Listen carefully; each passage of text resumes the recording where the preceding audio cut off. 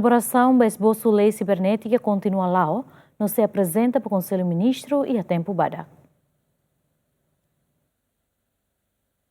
Ministro da Justiça Sérgio Ornai Hateten, esboço lei cibernética e a fase de elaboração não continua coordena com entidades relevantes irá. Também bem a elaboração ne conclui, se apresenta para o Conselho Ministro holiheta na aprovação. Governante ne ato assunto ne bem a GMN confirma conaba progresso esboço lei cibernética, ne bem antes ne governo e o Ministério da Justiça prepara. Tehalo hela coordenação balo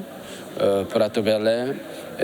ajusta los buat balo neve ita precisa tunune bele compatível ho instrumento jurídico internacional neve